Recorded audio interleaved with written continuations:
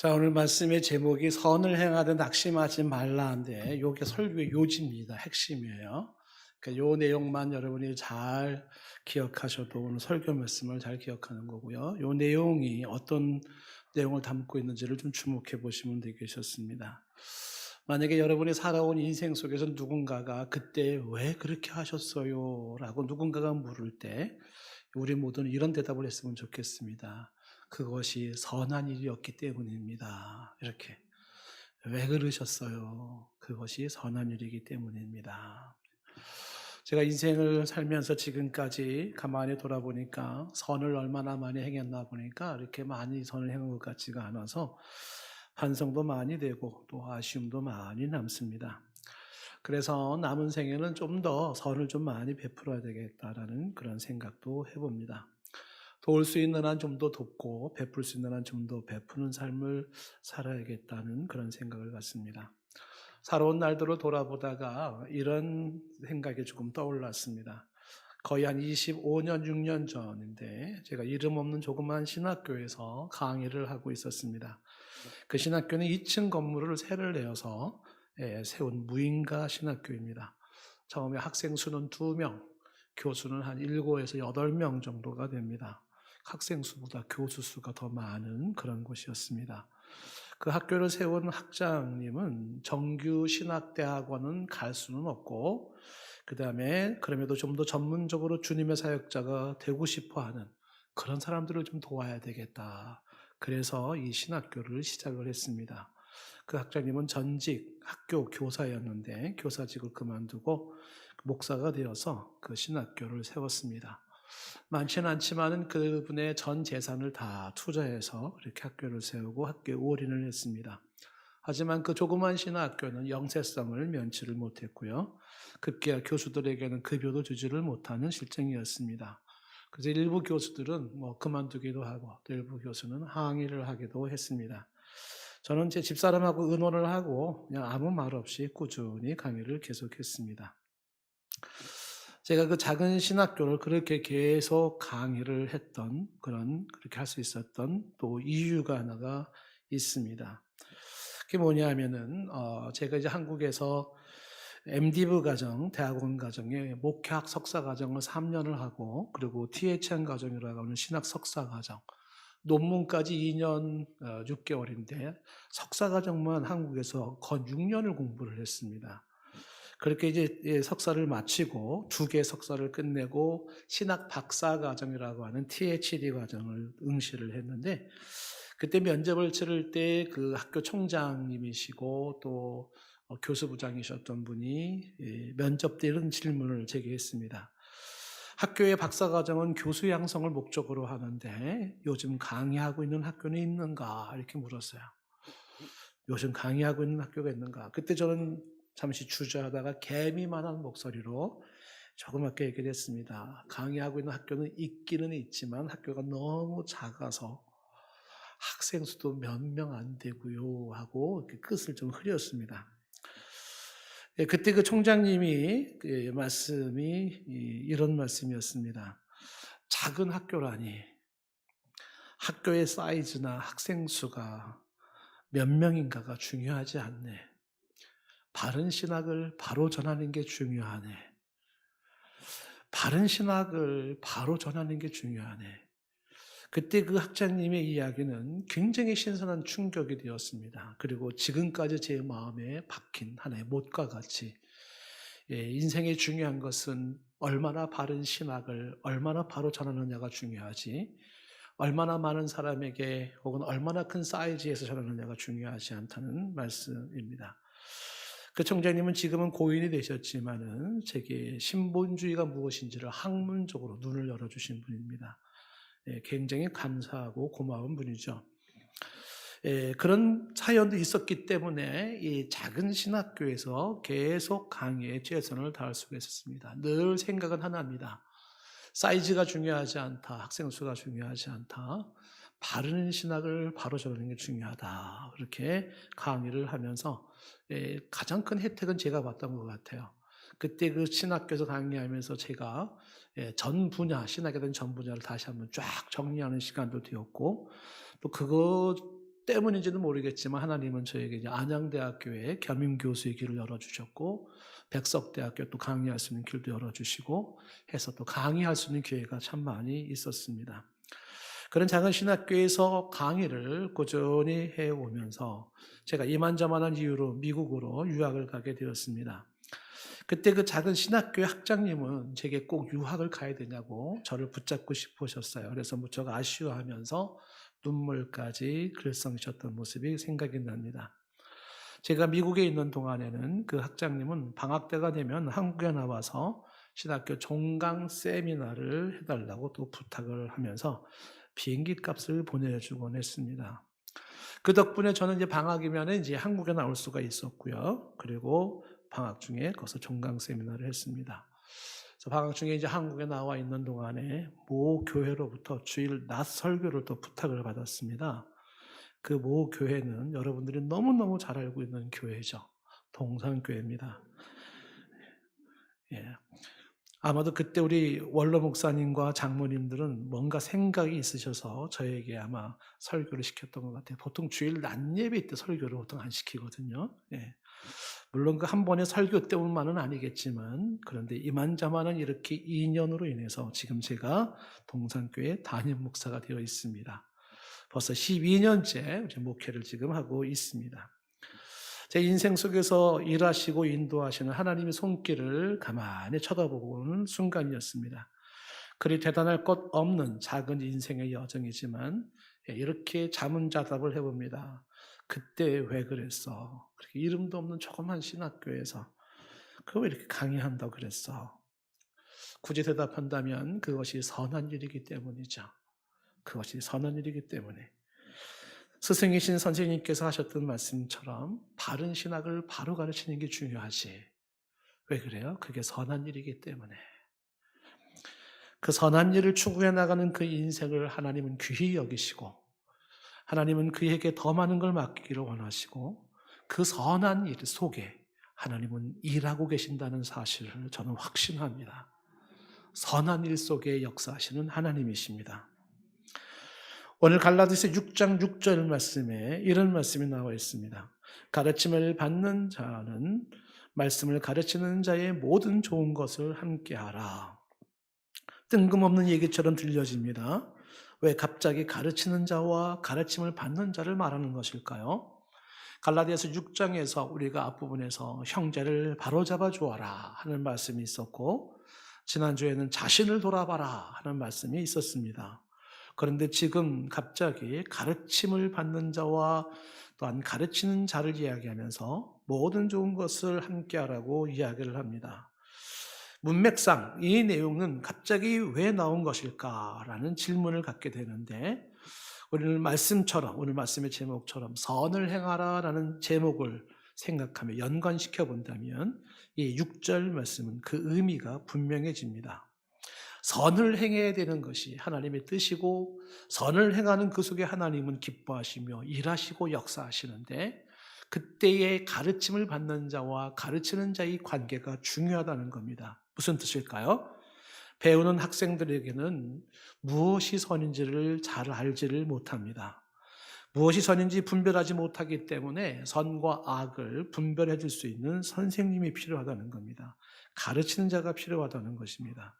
그래서 이거는 선이야, 이거는 악이야, 그렇게 하면 안 되는 거고 이렇게 하는 게 옳은 거야 라고 가르쳐주는 선생님이 필요하기에 그렇게 선생님이 가르침을 받는 학생은 가르치는 자와 좋은 것을 함께하라고 말합니다. 특히 말씀을 가르치는 자라고 얘기를 하고 있는데 영원한 진리요 또 생명의 근원이신 그 하나님의 말씀을 가르치는 자와 함께 좋은 것을 함께하라. 그래서 말씀 속에 옳고 그름에 대한 선과 악을 분별할 수 있도록 하라. 이것을 말씀하고 있습니다. 또한 이 가르침을 받는 자와 가르치는 자를 이야기하는 이유 중에 하나가 뭐냐면 배우는 학생은 계속해서 선을 행할 수 있도록 이끌어 주어야 하기 때문에 그렇습니다. 때로는 가르치는 자가 동기를 부여해 주어서 배우는 학생은 동기부여를 받아야 되고 때로는 가르치는 자가 지혜를 가르쳐 주어서 어떻게 선을 행할지 그거를 또한 배워야 하겠기에 계속해서 격려해주고 힘을 실어줘야 되기 때문에 가르치는 자가 필요한 것입니다. 그래서 이 가르치는 자와 함께하라라고 이야기를 하는 거죠. 인생에는 스승이 필요하고 사회에도 스승이 필요해요. 우리 대한민국에도 스승이 필요합니다. 어른이 필요한 거죠. 바른 얘기를 제대로 해줄 수 있는 분들이 필요합니다. 그런 스승을 두고 있는 인생이나 그런 사회, 그러한 국가라면 그건 복이 있는 데예요. 우리의 비극 중에 하나는 어른이 없다는 거 아닙니까? 예, 가르치고 이것은 선이고 이것은 악이야라고 뭔가 제대로 제시해 줄 수 있는 그런 사람이 없는 건지 아니면 계시는데 말을 안 하는 건지 그런 어른 부재 현상이 만들어내는 개인과 사회의 불편함 그리고 시행착오는 굉장히 많다는 사실입니다. 그래서 가르치는 자는 필요하고 이 가르침을 받는 자는 그와 함께 모든 좋은 것을 함께하라고 말을 합니다. 이 함께하라는 말이 코이노니아라는 단어를 쓰고 있는데 친밀한 교제권을 유지하라는 거예요. 좋은 선생님, 말씀을 가르치는 선생님과 함께 좋은 교제권을 가져라. 친하게 지내라는 거예요. 그래서 함께하라. 그런데 지금 이 6절에서 모든 좋은 것을 함께하라고 했죠. 모든 좋은 것. 이게 무슨 복음 사역이라든지 봉사라든지 이런 것만을 말하는 게 아니고 여기서 모든 좋은 것은 전후 문맥을 볼 때 물질적인 공급을 말하는 겁니다. 그 부분을 강조하고 있는 거죠. 그래서 필요한 생활비를 좀 대주기도 하고 거처를 허락해 주기도 하고 음식을 마련해 주기도 하고 하는 것을 이야기하는 것입니다. 그래서 가르치는 자, 특히 말씀을 가르치는 자는 말씀을 제대로 가르쳐야 될 책임과 의무가 있어요. 그럼 확실하게 책임을 져야 됩니다. 가르치는 자는. 그리고 동시에 그 말씀을 배우는 자는 말씀을 가르치는 자의 일상의 모든 것들을 책임져 줄 수 있는 그런 관계 형성이 좋은 관계 형성이죠.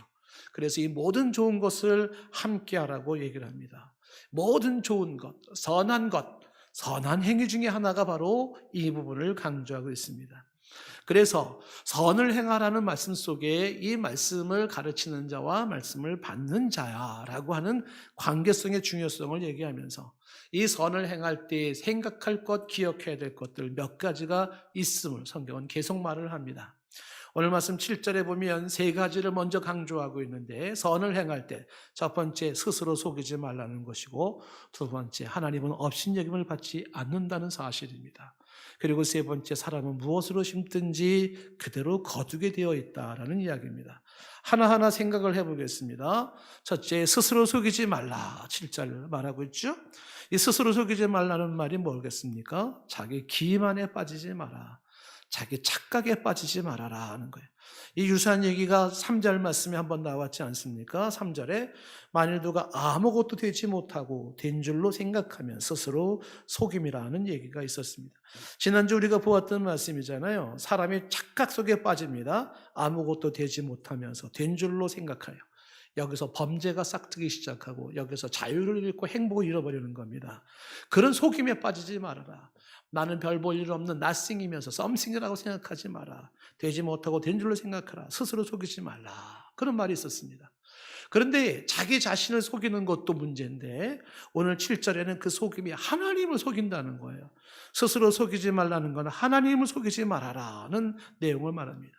인간의 함정 중에 하나가 이 자기 착각과 자기 기만이 이 과대망상이 하나님까지 연결되어서 하나님 앞에서도 그 기만 행위를 할 수 있다는 사실입니다. 그러지 말아라. 특별히 강조를 합니다. 오늘 말씀을 듣고 있는 저와 여러분의 귀가 열리기를 축복합니다. 사도행전 5장은 아나니와 삽비라 이야기를 기억하실 거예요. 그들은 하나님도 속을 줄 알았어요. 하나님도 속일 수 있다고 생각을 했습니다. 하나님께 은근슬쩍 적당히 넘어갈 수 있다고 생각을 했습니다. 얼마나 위험한 생각인지 몰라요. 하나님도 속을 수 있다는 생각, 하나님도 속일 수 있다는 그런 생각이 얼마나 위험한 생각인지 모릅니다. 아니나 다를까 그 아나니아 삽비라는 그런 생각으로 동시에 부부는 죽고 말았습니다. 그러므로 하나님 앞에서 속이지 말라는 얘기를 선을 행하는 자들에게 특별히 먼저 강조하면서 계속 7절 말씀에 말하기를 하나님은 업신여김을 받지 않는다는 사실을 이야기합니다. 이 업신여김을 받지 않는다는 것은 하나님은 조롱을 받지 않는다는 이야기입니다. 하나님은 우스운 분이 아님을 말씀하고 있습니다. 누가 하나님을 우습게 여깁니까? 누가 하나님을 가볍게 여깁니까? 하나님은 그런 분이 아님을 말합니다. 하나님은 목석도 아니고 하나님은 졸거나 주무시는 분도 아닙니다. 하나님은 힘이 없어서 아무것도 할 수 없는 분이 아닙니다. 무력하거나 무능한 분이 아닙니다. 하나님은 방관하시거나 구경만 하시는 분이 아닙니다. 하나님은 살아계시고 불꽃 같은 눈초리로 일거수일투족을 정확하게 보고 계시는 분이십니다. 이 믿음이 있기를 원합니다. 하나님은 정확하시고 분명하신 분이십니다. 지금도 일하시고 계신 하나님이시고 지금도 역사를 통치하시고 다스리시고 관리하시는 하나님이십니다. 때때로 우리의 연약한 생각으로 침묵하는 하나님 왜 가만히 계십니까? 왜 이해할 수 없는 이런 현상이 벌어집니까? 라고 질문을 할 수 있을지 모르지만 하나님의 그 침묵도 그것은 하나님의 다만 참고 기다리고 계실 뿐이고 우리가 상상할 수 없는 더 심오한 뜻을 가지고 있을 뿐입니다. 결코 하나님은 주무시거나 무력한 하나님이 아니기에 그 하나님을 우습게 여기지 말라는 거예요. 하나님을 가볍게 여기지 말아라. 그걸 업신여기지 말아라 라고 말씀하고 있습니다. 성경 우리가 알고 있는 요나라는 사람은 이런 착각에 빠졌죠. 하나님의 낯을 피할 수 있다고 생각을 했습니다. 그래서 그는 하나님의 뜻을 거역하고 반대로 행하면서 배 밑창에 숨어서 잠을 잤습니다. 아마 억지로 잠을 잤겠죠. 불편한 심정을 달래려고 배 밑창에서 잠을 잤습니다. 하나님의 낯을 피할 수 있다고 생각했던 그의 생각은 틀렸습니다. 그는 곧 발견되었고 그리고 폭풍우의 원인이 바로 이 요나 때문이라는 것이 확인되어지면서 그는 바닷속에 던져졌습니다. 이게 요나서 1장이에요. 바닷속에 던져진 요나. 그런데 2장에서의 요나는 물고기 뱃속에 들어간 상태에서 거기서 기도를 하는데 통회하고 회개하면서 하나님 앞에 기도를 합니다. 뭐가 달라졌을까요? 2장의 물고기 뱃속에서 기도하는 요나에게는 한 가지 달라진 게 있어요. 그것은 뭐냐면 여기에도 계신 하나님이에요. 하나님을 피할 수 있다고 생각했던 1장의 생각이 바뀌었어요. 하나님은 결코 피할 수 있는 분이 아니구나. 그러면서 어두컴컴한 이 물고기 뱃속에도 여기서도 하나님은 나를 보고 계시고 여기서도 하나님이 계심을 알기에 그는 거기서 기도를 드렸고 아니나 다를까 그 기도는 또 하나님 응답하시고 물고기는 육지에 토해내서 요나는 다시 육지로 나올 수가 있었습니다. 하나님을 피할 수 없다는 사실을 요나는 삶 속에서 경험을 한 것입니다. 정확하게 보고 계셨던 하나님이셨습니다. 이 사실을 삶 현장에서 피부 절절히 느꼈던 사람이 다윗인데 다윗의 고백을 한번 들어보십시오. 시편 139편 1절부터 그는 이렇게 얘기를 합니다. 여호와여 주께서 나를 살펴보셨으므로 나를 아시나이다. 감찰하신 하나님, 나를 아시는 하나님이죠. 2절 주께서 내게 앉고 일어섬을 아시고 내가 앉고 일어서는 걸 아시고 멀리서도 나의 생각까지도 밝게 하세요. 내 생각까지도 밝게 하세요. 내가 어떤 심중에 마음을 먹고 있는지 내가 어떤 계획을 가지고 있는지 어떤 의도를 가지고 있는지 그거를 밝게 하시고 너무 잘 알아요. 여러분 속에 지금 무슨 생각을 하고 있는지도 하나님은 익히 아시는 하나님이십니다. 3절 말씀에 나의 모든 길과 나의 눕는 것을 살펴보셨으므로 나의 모든 행위를 익히 아시오니 내 인생 전체를 아시는 하나님입니다. 4절에 여호와여 내 혀의 말을 알지 못하는 것이 하나도 없으시나이다. 5절 주께서 나의 앞뒤를 둘러싸고 내게 안수하셨습니다. 앞에 계신 하나님, 뒤에 계신 하나님이셨어요. 6절에 이 지식이 내게 너무나 기이하니 높아서 내가 능히 미치지 못합니다. 기이하죠. 놀랍습니다. 이 하나님의 전지전능하심과 무소부재하심이 놀라운 겁니다. 7절에 내가 주의 영을 떠나 어디로 가겠습니까? 주의 앞에서 어디로 피하겠습니까? 피할 수 없는 하나님이에요. 8절에 내가 하늘에 높이 올라갈지라도 거기 계시며 스올 저 죽음 무덤 속에 내려갈지라도 거기 계시나이다. 9절에 내가 새벽 날개를 치면서 바다 저 끝에 가서 거한다 할지라도 세상 어디에 계신 하나님이시기에 10절에 거기서도 주의 손이 나를 인도하시며 주의 오른손이 나를 붙드시리다. 어디에 계신 하나님이 간섭하는 하나님으로 불편한 하나님이 아니라 그 하나님이 어디에 계시기에 나를 어디서든지 나를 붙잡으시고 나를 인도하시고 나를 구원하시는 하나님이라고 고백을 해요. 아마 이 10절 같은 이런 고백을 할 수 있는 사람은 기본적인 삶이 선을 행하는 삶을 살았던 사람일 겁니다. 삶에 선이 없는 사람이라면 나의 이 모든 것을 아시고 어디에나 계시는 그 하나님은 얼마나 불편할지 몰라요. 그런데 오늘도 선을 행하는 사람이라면 다윗같이 하나님을 피할 수 없는 이것이 오히려 은혜가 되고 하나님이 나를 인도하시고 나를 붙드심이 은혜가 되는 줄로 믿습니다. 오늘 이 성경 말씀 7절에 선을 행하는 자들에게 기억할 것을 말할 때 스스로 속이지 말아라, 기만에 빠지지 말아라, 하나님을 업신여기지 말아라, 하나님을 우습게 보지 말라는 거예요. 그러면서 뭐라고 또 얘기를 하고 있습니까? 7절 끝에 사람은 무엇으로 심든지 그대로 거둔다. 심은 대로 거둔다는 이야기를 말씀하고 있습니다. 두 가지를 강조하고 있죠. 하나는 심은 종류대로 거두고 또 하나는 심은 만큼 거둔다는 말씀입니다. 심은 종류대로 거둔다. 무슨 얘기일까요? 콩 심은 데 콩 나고 팥 심은 데 팥 난다. 정확합니다. 심은 걸 거두게 되는 거죠. 어느 백인 부부가 결혼을 하고 아이를 가졌습니다. 근데 부부는 기대를 가지고서 아이를 낳았는데 그 아이가 흑인이었다는 거예요. 뭘 얘기하는 걸까요? 정확하게 심은 대로 거두게 하시는 모습이죠. 사람이 심은 것을 거두게 됩니다. 내가 심은 걸 거두게 돼요. 내가 심은 걸 거두게 됩니다. 이 말은 한편으로는 무서운 말입니다. 심은 걸 거둬요. 여러분 그동안 뭘 심었습니까? 어디에다가 뭘 심었습니까? 그거 거둔다는 거예요. 좋지 못한 거 심었다면 좋지 못한 게 돌아옵니다. 그러나 좋은 걸 심었다면 좋은 게 돌아온다는 거예요. 오늘의 내 모습은 어제 심은 결과이고 내일의 내 모습은 오늘 심은 것의 결과예요. 그러므로 무엇을 심고 다닐 것인가? 이게 우리 인생에서 중요한 선택의 문제가 되는 겁니다. 그래서 오늘 이어지는 말씀에서 계속 이런 얘기를 하지 않습니까? 8절 말씀에 자기의 육체를 위하여 심는 자는 육체로부터 썩어질 것을 거두고 성령을 위하여 심는 자는 성령으로부터 영생을 거둔다는 이야기를 하는 거예요. 육체를 위해 심었는가? 썩어질 것을 거둘 수밖에 없다는 겁니다. 성령을 위해 심었는가? 영생을 거둔다고 말을 합니다. 이 육체가 무엇이고 성령이 무엇입니까? 그 일들이 여러분 5장 19절에 육체를 위한 게 어떤 건지 나왔죠. 혹시 이런 걸 심었습니까? 5장 19절에 육체의 일은 분명한데 음행을 심거나 더러운 걸 심거나 호색을 심거나 우상숭배를 심거나 주술 원수 맺는 것, 분쟁, 시기, 분냄, 당짓는 것, 분열, 이단, 투기함, 술취함, 방탕함 이런 걸 심었습니까? 썩어질 걸 거둔다는 거예요. 여기서 썩어질 것밖에 안 나와요. 그 구더기가 쓸어있는 더러운 것밖에 안 나와요. 그동안 이걸 심었습니까? 이 썩어질 것, 냄새 나는 것, 악취 나는 것 이걸 거두게 된다는 거예요. 성경이 분명히 말씀해요. 심은 대로 거두는데 이걸 심었다면 이걸 거둘 것이다 라고 말해요. 그런데 성령을 위해 심었습니까? 그러면 성령으로부터 영생을 거두는데 그게 어떤 일입니까? 갈라디아서 5장 22절 23절에 말하고 있었죠.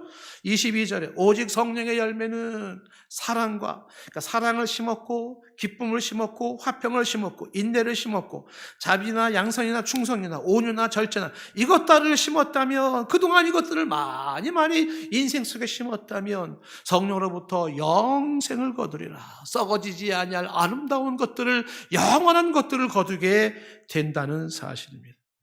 오늘 성경에 말씀하시기를 이 선을 행하는 것이 중요함을 강조하면서 지금 뭘 얘기하고 있습니까? 속이지 말아라, 스스로 속지 말라, 하나님은 업신여기를 받지 않는다, 그리고 사람이 무엇으로 심든지 그대로 거둔다고 이야기하는데 저와 여러분도 성령께서 오늘 깨닫게 하심으로 말미암아 남은 생애라도 좋은 것 선한 것을 심을 수 있는 자가 되기를 축복합니다.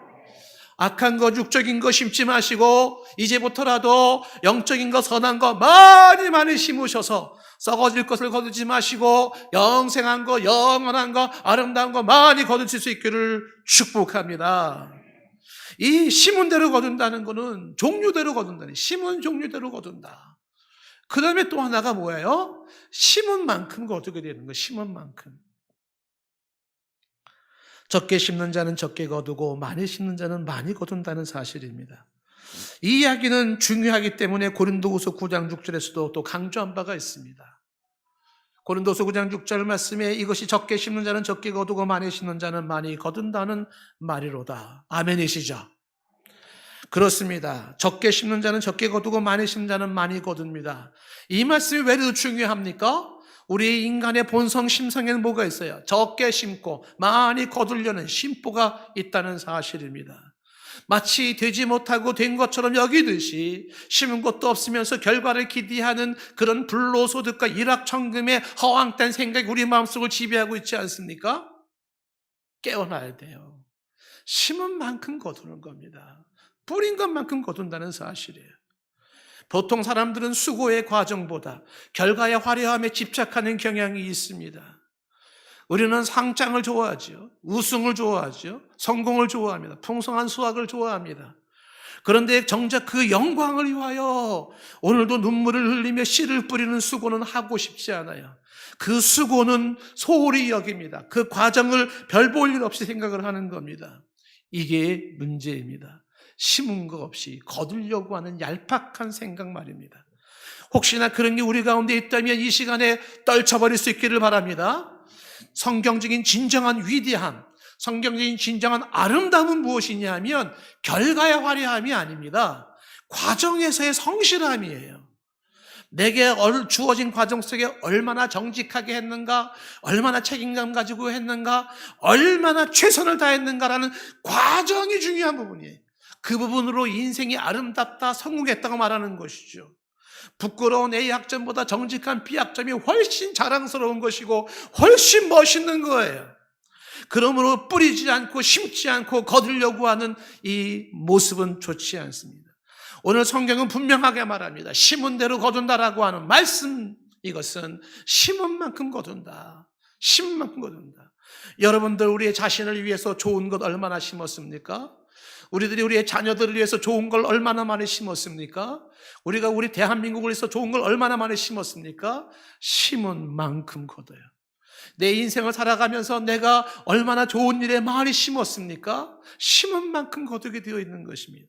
저와 여러분들은 결과의 화려함에 집착하는 사람들이 아니라, 심지 않고 뿌리지 않고 많은 것을 기대하는 허황된 생각을 가진 자들이 아니라, 오늘도 주어진 삶 속에서 열심히 씨를 뿌리고 열심히 수고하며 열심히 노력하는 과정에 성실한 사람이 되기를 또 한번 축복합니다. 성경은 분명하게 말씀하고 있는 거예요. 스스로 속이지 마라. 하나님은 우스운 분이 아니다. 사람은 심은 대로 거둔다. 그러면서 이 선을 행하는 부분에 대해서 계속해서 성경은 이렇게 말을 합니다. 9절 말씀이, 우리가 선을 행하되 낙심하지 말지니 포기하지 아니면 때가 이름에 거두리라. 우리 9절 말씀 다 같이 읽어볼까요? 다시 한번 시작.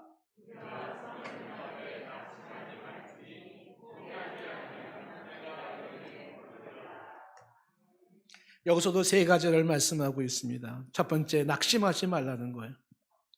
선을 행하되 낙심하지 말아라. 이 얘기를 왜 썼겠습니까? 선을 행하다가 낙심할 일이 많기 때문에 그렇습니다. 실제로 선을 행하다가 낙심하고 선을 행하지 않는 사람들이 많이 있기 때문에 그렇습니다. 어떤 경우에 우리가 선을 행하다 낙심합니까? 선을 행했는데 남이 알아주지 않아요. 나를 알아주지 않아요. 그럼 낙심이 되는 거예요. 근데 이렇게 했는데 왜 나를 몰라주나? 혹은 선을 행한데 어떤 때 낙심을 합니까? 결과가 바로바로 나타나지가 않는 거예요. 아, 내가 이렇게 선을 했으면 이런 열매의 결과들이 바로바로 나타나야 되는데 선을 했는데 결과 열매가 없어요. 그럼 낙심이 되는 겁니다. 세 번째도 어떤 때 낙심이 됩니까? 선을 열심히 행했어요. 근데 오히려 돌아오는 것이 비방과 비난과, 그리고서 나를 안 좋게 오히려 막 하는 거야. 물에 빠진 사람 건져주었더니 보트 아래 내놓으라는 식으로 열심히 섬기고 선행을 했더니 오히려 막 나한테 너가 막 이러면서 공격해 오는 거예요. 그러면 또 낙심이 되는 겁니다. 섭섭해서 낙심이 되고, 실망이 돼서 낙심이 되고, 화가 나서 낙심이 되고, 억울해서 낙심이 되고, 그동안 모든 수고가 헛수고 같아서 낙심이 되고, 앞으로도 소망이 없어 보이니까 낙심이 되고, 자꾸 낙심이 되는 거예요. 그래서 자꾸만 그만두게 되고 포기하게 되고, 그리고 중단하고 지쳐버리는 겁니다. 이게 일상의 모습이기 때문에 성경은 낙심하지 마라, 선을 행할 때 낙심하지 말라고 특별히 강조합니다. 데살로니가후서 3장 13절에서도 또 강조해요. 형제들아, 너희는 선을 행하다가 뭐 하지 말아라? 낙심하지 말아라. 그래, 낙심하기 쉬운 게 인생이야. 근데 선은 낙심할 게 아니야. 선을 행하는 거는 지치고 포기하고 그만둘 것이 아니라는 겁니다. 그래서 9절에 오늘 말씀에도 말하잖아요. 선을 행하되 낙심하지 말고 포기하지 말라고 말합니다. 선은 포기할 것이 아닙니다. 낙심이 된다고 포기할 수 없는 것은 선입니다. 지친다고 포기할 수 없는 것은 선이에요. 의욕이 안 생겨도 포기하지 말아라. 재미가 없어도 포기하지 말아라. 보람이 느껴지지 않아도 포기하지 말아라. 희망도 안 보이고 기대치도 안 보인다고 포기하지 말아라. 왜냐하면 그것은 선한 일이기 때문이에요. 그 선행은 하나님이 기뻐하시는 것이기 때문에, 그리고 그 선행이 후회 없는 인생을 만들기 때문에 지치지 말아야 되고, 그럼에도 또한 선을 행해야 되는 것이, 선한 일은 낙심될 일이 많고 포기할 일이 많아도 또한 포기하지 말고 해야 될 것이 선행인 것이, 하나님이 기뻐하시고 후회 없는 인생을 만드시는 것입니다. 하나님은 지금도 선이 있는 곳에서 일하고 계십니다. 우리의 작은 선행의 씨앗도 무시하지 않는 하나님, 그 작은 선행 속에 역사하시는 하나님, 일하시는 하나님이십니다. 고린도전서 3장 6절 말씀 우리는 기억하죠. 나는 심었고 아볼로는 물을 주었으되 오직 하나님께서 자라나게 하셨다고 말합니다. 자라나게 하시는 이는 하나님이세요. 7절 말씀에도 계속 강조하죠. 그런즉 심는 이나 물 주는 이는 아무것도 아닙니다. 오직 자라나게 하시는 이 하나님뿐입니다. 8절에 심는 이와 물 주는 이는 한 가지나 각각 자기의 일한 대로 자기의 상을 받게 되어 있습니다. 우리가 할 일은 뭘까요? 씨를 뿌리는 일, 물을 주는 일입니다. 이 씨앗이 자라지 아니할까, 뿌려진 이 씨앗이 나지 아니할까 염려할 필요가 없어요. 그것은 하나님의 몫입니다. 하나님이 자라나게 하십니다. 이 눈에 아무 증거 아니 보이고 이 귀에 아무 소리 아니 들린다 할지라도 믿음만을 가지고 나가면서 씨를 뿌리는 거야. 진정한 신자 크리스찬들의 성경적 삶은요, 믿음으로 씨를 뿌리는 겁니다. 눈에 보이는 게 없습니다. 귀에 들리는 게 없습니다. 나를 실망시킵니다. 나를 화나게 합니다. 결과가 주어지지 않습니다. 오히려 나에게 화를 내고 나에게 공격해 들어옵니다. 그럼에도 불구하고 오늘도 선한 씨를 뿌리는 사람은 믿음으로 뿌리는 거죠. 하나님을 신뢰하는 믿음으로 뿌리는 거예요. 선을 행함은 믿음의 행위입니다. 믿음으로 선을 행하는 것입니다. 이게 참으로 중요한 원리 중에 하나입니다. 믿음으로 선을 행하라. 우리가 지금 읽고 있는 책이 그 여자가 간절히 바라는 사랑, 그 남자가 진심으로 원하는 존경이라는 책이 있어요. 이 책 여러분 아직도 안 보시는 분들 꼭 다시 한번 보라고 제가 강조하는데, 책을 그냥 이렇게 한번 일독하는 데 중요한 게 아니고요. 천천히 읽으십시오. 만약에 책이 너무 두꺼워서 못 읽겠다 하시는 분들은 이제 세 파트 중에 1파트는 남자, 여자 다 같이 읽어야 되고요. 이 파트는 요거는 이제 남자들이 봐야 돼요. 근데 3파트는 여자들이 봐야 되는 거예요. 부인이 봐야 되는 건데 건너뛰어서 읽어도 괜찮습니다. 근데 그 책에 이런 말이 나옵니다. 여러분 한번 들어보십시오. 어떻게 생각하시는지. 결혼의 위기는 없다. 다만 믿음의 위기일 뿐이다. 저자가 이렇게 얘기를 합니다. 무슨 얘기일까요? 결혼의 위기는 없답니다. 다만 믿음의 위기일 뿐이라고 이야기합니다. 내가 아내를 사랑하고 남편을 존경하는 것은 나와 아내의 문제, 혹은 나와 남편의 문제이기 이전에 나와 하나님과의 문제라는 것을 지적하고 있습니다. 우리에게 요구되는 것은 내가 남편을 위해서 혹은 아내를 위해서가 아니라 내가 하나님의 말씀에 순종할 건가 순종하지 않을 건가의 이 문제만이 있다는 사실이에요. 저는 이분의 이야기를 아주 유사하게 이야기하시는 분들을 여러 번 저는 들었어요. 이 저자와 유사한 얘기 하시는 분. 오래전에 한번 가정사역 하시는 분의 이야기도 이런 얘기가 하나 있었습니다. 그 가정사역 하시는 그 사모님이 말씀이 뭐냐면 남편이 영 마음에 들지 않았답니다. 좋아할 구석도 없고 남편은 존경할 구석도 없어 보였답니다. 오히려 이 남편은 실망만 시키고 화만 나게 하고 최소한 나를 사랑하지 않는 것 같은 저 남편과 살아야 될까 말아야 될까 고민이 생겼다는 거예요. 고민이. 예. 저는 이 저자가 그 책에서 나오는 얘기 중에 참 묘한 게 정말 우리 여기 여성분들한테 묻고 싶어요. 그 저자는 이렇게 얘기하더라고요. 아내는 남편을 사랑하는데 존경하진 않는데요. 맞나요? 우리는 아니네요, 보니까. 여기는 아니네요. 감사합니다. 남편을 사랑하는데 남편을 존경하지는 않는데요. 그리고 남편을 사랑하는데 남편을 좋아하지는 않는데요. 그게 보통 현상이라는 거예요. 그러니까 이 가정사역 하셨던 이분도 이 남편이 좋아할 구석이 있나, 존경할 구석이 있나, 그런 거예요. 그런데 이분이 이제 이런 최소한 나를 사랑하지도 않는 것 같은 이 남편이랑 이제 지금 갈등이 한창 많은 상태에서 퀴트를 한 거야. 신앙인이니까. 퀴트를 하는데 또 그날따라 본 말씀이 에베소서 5장 22절 말씀이에요.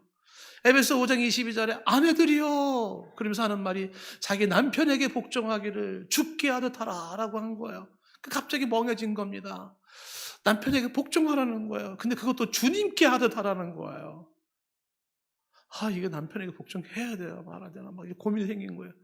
그러더니 한편 건너뛰어서 24절 말씀에서 또 한 번 24절에 그러나 교회가 그리스도에게 하듯이 아내들도 범사에 자기 남편에게 복종할지니라. 하나님 한 번만 얘기하고 그냥 넘어가면 좋겠는데 두 번이나 남편에게 복종할. 그리고 여기도 뭐라고 말했냐면 범사에, 또 이 말은 왜 써놨어요? 매 순간 모든 일에 남편에게 복종하라.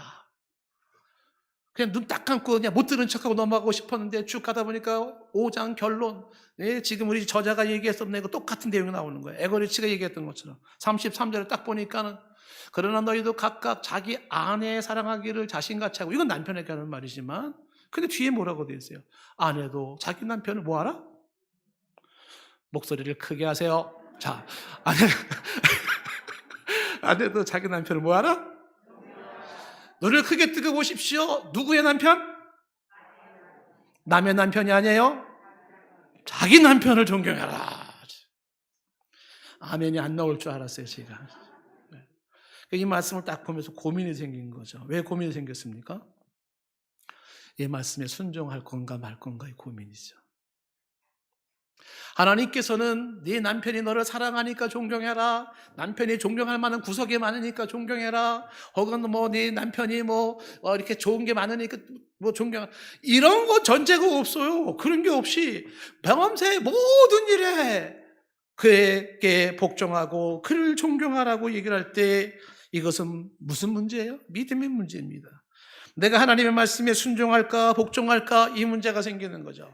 이 믿음의 문제가 생기는 거예요. 그래서 그 가정사역 하시는 분이 고민하다가 내가 크리스찬이고 내가 하나님 뜻대로 살고 싶은 사람인데, 그래 그냥 말씀에 복종하자. 그냥 미친 척하고 말씀에 복종하자. 그리고서 말씀대로 남편에게 범사에 복종하고 남편을 존경을 했다는 거예요. 근데 이게 웬일입니까? 놀라운 일이 벌어졌는데 그 놀라운 일의 변화가, 상황이 달라지기 시작하고 변화가 생기기 시작하는데, 어마어마한 변화 중에 가장 큰 변화는요, 내 아이가 달라졌어요가 아니라 내 남편이 달라졌어요. 이런 변화가 아니라 무슨 변화가 생겼는 줄 아세요? 이 부인이 달라졌어요. 사모님이 달라졌습니다. 어떻게 달라졌냐면 이 사모님이 남편을 초월한 자유와 평안과 행복을 발견하기 시작했어요. 그동안은 내 인생에 이 자유와 평안과 기쁨을 좌우했던 건 남편이었어요. 그 남편이 나를 행복하게 하고 그 남편이 나를 불행하게 하고 그 남편이 나를 자유를 주고 그 남편이 나를 올감했었는데, 이제 남편이 어떤 행동을 하느냐의 문제가 아니라 초월했대. 초월해서 오직 하나님과 나의 관계 속에서 하나님이 주시는 자유를 누리고 하나님이 주시는 평안을 누리고 하나님이 주시는 행복을 누릴 수가 있었다는 거예요. 오늘 우리가 추천도서로 읽는 그 책도 같은 맥락에서 하는 말입니다. 결혼에는 위기가 없다. 다만 믿음의 위기일 뿐이다. 선한 일을 행하는 것은 믿음의 문제입니다.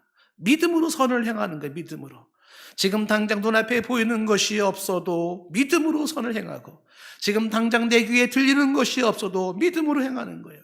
오늘도 믿음으로 선한 씨앗을 뿌리러 나갑니까? 그러면 그 씨앗은 반드시 싹이 나고 열매를 맺게 할 겁니다. 오늘 말씀 9절 끝부분에 말씀하고 있잖아요. 때가 이름에 거두리라 하잖아요. 너희가 낙심하지 말고 포기하지 아니하면 때가 이름에 거두리라 라고 말씀하는데, 이 때가 카이로스예요. 카이로스. 클로스가 아니라 하나님의 때입니다. 하나님의 때. 하나님의 때가 있다는 사실이에요. 특정한 때를 말하는데 그때 거두리라. 성경은 거짓말하지 않습니다. 때가 돼 하나님 때가 되면 거두게 하십니다. 그것이 금생이든 내세이든 당대이든 후대이든 동에서 심고 서에서 거두든지 서에서 심고 동에서 거두든지 반드시 거두게 하는 거예요. 여러분 오늘 성경 말씀 본 말씀 가만히 보면 반복적으로 나오는 단어가 뭔지 아십니까? 심는 것과 거두는 거예요. 심고 거두고 심고 거두고 이거를 계속 강조하고 있지 않습니까? 심었기에 거두는 겁니다. 심지 않았기에 거둘 수가 없는 거고 무엇을 심었느냐가 무엇을 거두느냐로 이어진다는 이야기입니다. 뿌릴 때가 있고 거둘 때가 있고 뿌렸기에 거두게 되는 것입니다. 심고 거두는 이 법칙은 하나님의 창조 질서이기에 우리는 이 법칙을 분명히 붙잡아야 할 줄로 믿습니다. 그런데 아시다시피 선을 행할 때 앞에서 말한 것처럼 낙심될 일이 많지 않습니까? 지치고 그만두고 싶고 포기할 일이 많지 않습니까? 내가 꼭 이렇게 선을 행해야 돼? 나만 손해보는 거 아니야? 이런 생각이 들지 않습니까? 그래서 시편 126편 5절에 이렇게 말을 하는 거예요. 눈물을 흘리며 씨를 뿌리러 나가는 자는 기쁨으로 단을 거두리로다 라고 말을 하고 있는 겁니다. 씨를 뿌리는데 어떻게 씨를 뿌린다고요? 눈물을 흘리며 씨를 뿌려요. 뭘 말하는 것이겠습니까? 그만큼 씨 뿌리는 게 힘들다는 거예요. 그만큼 씨를 뿌리는 게 지쳐있다는 사실입니다. 일어서고 싶지 않습니다. 나가고 싶지 않습니다. 굳이 더 이상 선을 행하고 싶지 않습니다. 왜요? 지쳤기 때문에, 낙심됐기 때문에 포기하고 싶습니다. 그만두고 싶습니다. 그런데 포기할 수 없는 게 선행이요. 포기할 수 없는 게 하나님이 기뻐하시는 선행이기에 오늘도 일어나서 선을 행하려고 나아가는데 눈물이 주르륵 주르륵 흐르는 겁니다. 너무너무 힘들어서 하고 싶지 않지만 말씀에 순종하여서 하나님 앞에서 말씀에 순종해서 오늘도 투벅투벅 선을 행하는 거예요. 그 말씀에 순종했습니다. 그렇게 씨를 뿌렸는데 그 씨 뿌린 씨앗이 기쁨이 되어 거두게 하시더라는 사실이에요. 이어지는 126편 6절도 같은 말씀이잖아요. 울며 씨를 뿌리러 나가는 자는 반드시예요. 기쁨으로 그 곡식단을 가지고 돌아오리로다. 힘들지만 한 번 더 씨를 뿌린 그 행위가 기쁨의 열매가 됩니다. 기도하고 싶지 않지만 한마디 더 기도했던 것이 씨앗이 되어 열매를 맺게 돼요. 땀을 흘리고 싶지 않지만 한 번 더 땀을 흘렸던 것이 씨앗이 되어 열매를 맺게 하는 거예요. 수고하고 싶지 않지만 한 번 더 힘들지만 수고에 씨를 뿌렸더니 기쁨이 되어 열매를 맺게 하는 겁니다. 친절을 베풀고 싶지 않았지만 한 번 더 그래도 눈물을 흘리면서 친절을 베풀었더니 그것이 열매가 되어 돌아오게 하는 것입니다. 섬기고 싶지 않지만 한 번 더 섬겼더니 그것이 씨앗이 되어 열매가 되어 돌아오게 하는 것이에요. 전도하고 싶지 않았지만 한 번 더 한 목소리로 전도했더니 그 전도가 씨앗이 되어 열매를 맺게 하는 거예요. 우리 주변에 여러분이 무심코 던졌던 전도 한마디가 예수님 한마디가 그 어딘가에서 지금 싹이 되어가지고 자라고 있다는 사실을 확신해도 좋습니다. 그냥 던졌던 종이 쪽지 같은 전도지 하나일지라도 혹은 누군가가 교회 왜 안 나가니? 왜 예수님 안 믿니? 예수님이 누군 줄 알아? 하나님을 믿어야 하고 그렇게 가볍게 던졌던 말 한마디일지라도 그 누군가에게 그것이 씨앗이 되어져서 어딘가에서는 싹이 나고 열매를 맺을 줄로 믿습니다. 저에게도 그런 아마 예를 들자면 저는 여러 명 예를 들을 수가 있을 거예요. 성경에서 우리가 주목해야 되는 것은 하나님께서는 우리의 작은 선행도 헛되이 여기지 않는다는 사실이에요. 작은 선행도. 여러분 마태복음 25장에 그런 말 기억나십니까? 오른편에 있는 자 왼편에 있는 자 심판을 받게 되는데 오른편에 있는 자에게 이 사람이 이제 이 칭찬을 받지 않습니까? 예수님이 임금이 칭찬합니다. 내가 줄일 때 먹을 걸 주었고 목마를 때 마실 걸 주셨고 나그네 되었을 때 영접했고 헐벗었을 때 옷을 입혔고 병들었을 때 돌아보았고 옥에 갇혔을 때 돌아봤다. 그러니까 오른편의 사람이 언제 그랬습니까? 주님이 언제 배고팠고 언제 목말랐었고 언제 감옥에 갔었습니까? 제가 그렇게 한 게 없었는데요. 그때 그 임금이신 예수님이 이렇게 말씀하셨어요. 마태복음 25장 40절 말씀. 임금이 대답하여 이르시되 내가 진실로 너희에게 이르노니 너희가 여기 내 형제 중에 지극히 작은 자 누구도 돌아보지도 않고 주목하지 않은 지극히 작은 자 하나에게 한 것이 곧 내게 한 것이니라. 아무도 알아주지도 않고 아무도 박수치지도 않고 아무도 칭찬하지 않는 아주 작은 선행인데 그것이 죽게 한 것이라고 말을 해요. 왼편에 있는 사람에게도 똑같은 얘기를 하니까 왼편에 사람들 말하죠. 주님이 언제 목말랐어요? 언제 굶주렸어요? 언제 감옥 갔어요? 제가 언제 그런 거 주님이 그런 모습인 제가 안 했단 말입니까? 그때 임금이신 그분은 이렇게 말씀하셨어요. 마태복음 25장 45절 말씀에 이에 임금이 대답하여 이르되 내가 진실로 너에게 이르노니 이 지극히 작은 자 하나에게 하지 아니한 것이 곧 내게 하지 아니한 것이니라. 주변에 작은 것이라고 소홀히 여겼습니까? 이 작은 친절이라고 소홀히 여겼습니까? 죽게 하지 않은 거예요. 그런데 작지만 별 볼 일 없어 보이지만 사소해 보이지만 친절했습니까? 제대로 그렇게 선을 행했습니까? 그러면 죽게 행한 것입니다. 같은 맥락에서 마태복음 25장 21절에 달란트 비유도 마찬가지예요. 뭐라고 말을 합니까? 주인이 칭찬하는 것은 네가 적은 일에 충성하였기 때문이에요. 적은 일에도 네가 충성했어요. 어떻게 해요? 선을 행했습니다. 열심히 선을 행했습니다. 어쩌면 그 적은 일이기 때문에 소홀히 할 수 있었을 겁니다. 그런데 이것은 선한 것이기 때문에 열심히 하나님 앞에서 충성을 다한 겁니다. 이게 칭찬이 되는 거예요. 적은 일에. 숫자가 많은 게 중요하지 않고 사이즈가 큰 게 중요하지 않아요. 바른 신학을 바로 가르치는 게 중요하듯이 내가 하고 있는 일이 얼마나 위대하고 큰 일이냐가 중요한 게 아니에요. 이것 하면은 SBS, KBS, MBC 방송에 나올까? 무슨 JTBC 방송에 나올까? 이게 중요한 게 아니에요. 아무도 덜떠보지도 않냐고. 아무도 중요하게 생각하지 않지만 선한 일이기 때문에 오늘도 울면서 씨를 뿌렸다면 주께서 네가 적은 일에 충성했기 때문에 내 잔치에 와서 먹으라고 초청을 하시는 겁니다. 마태복음 10장 41절에서도 분명히 말씀하지 않습니까? 또 누구든지 제자의 이름으로 이 작은 자 중에 하나에게 냉수 한 그릇이라도 주는 자는 내가 진실로 너에게 이르노니 그 사람이 결단코 상을 잃지 아니하리라.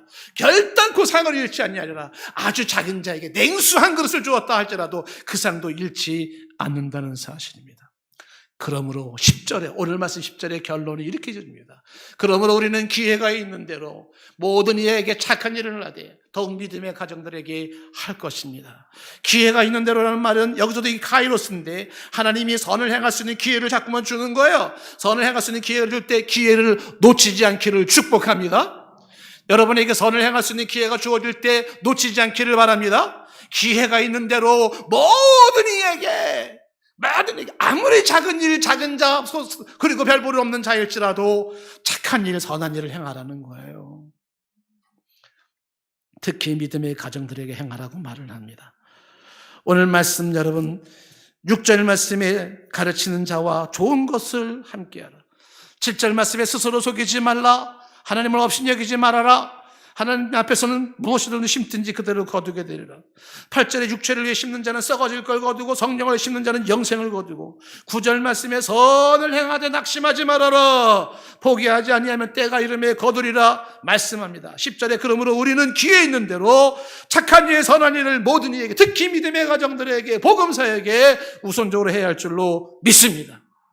선을 행하되 낙심하지 않기를 예수의 이름으로 축복합니다. 우리 말씀을 생각하시면서 찬양 드리겠습니다.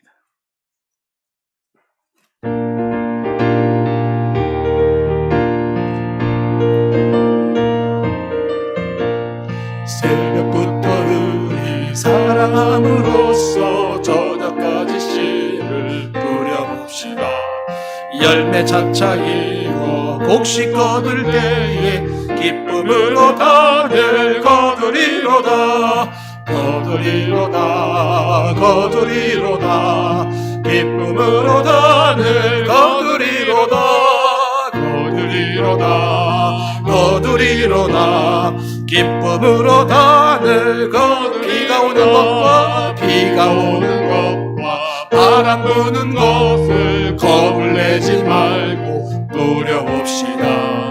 일을 맞춰놓고 곡식 거둘 때에 기쁨으로 단을 거두리로다 거두리로다 거두리로다 기쁨으로 단을 거두리로다 거두리로다 거두리로다 기쁨으로 단을 거두리로다. 씨를 뿌릴 때에 나지 아니할까 염려하며 심히 애탈지라도 나중 예수께서 칭찬하시리니 기쁨으로 단을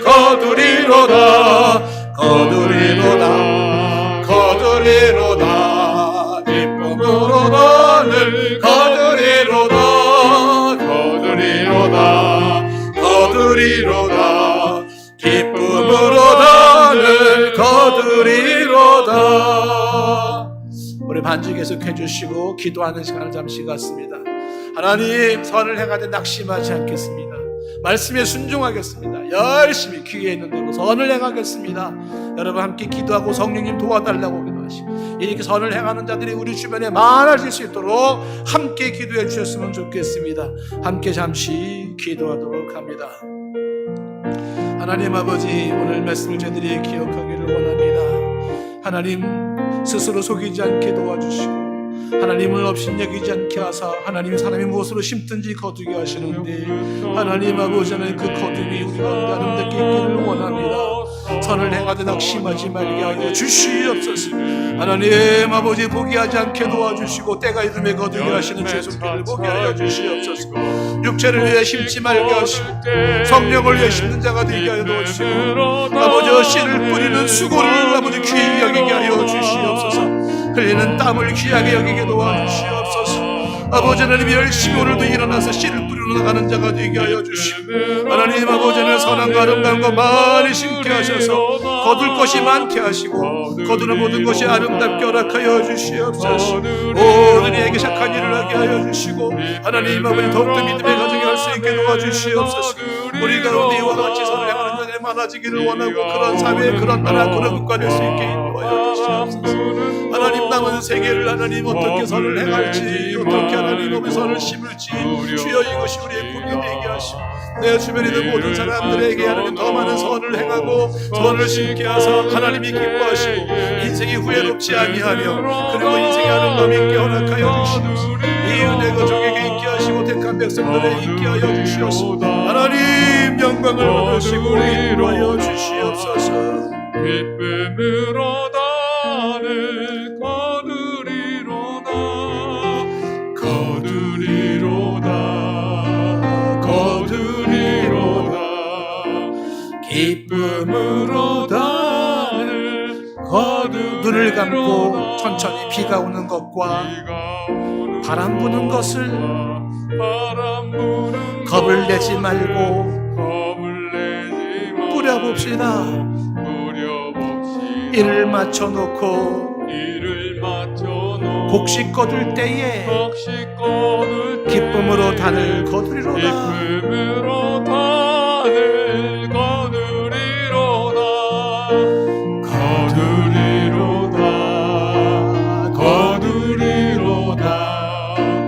기쁨으로 단을 거두리로다. 거두리로다. 거두리로다. 기쁨으로 단을 거두. 씨를 뿌릴 때에 씨를 나지 아니할까. 염려하며 심히 애탈지라도 나중 예수께서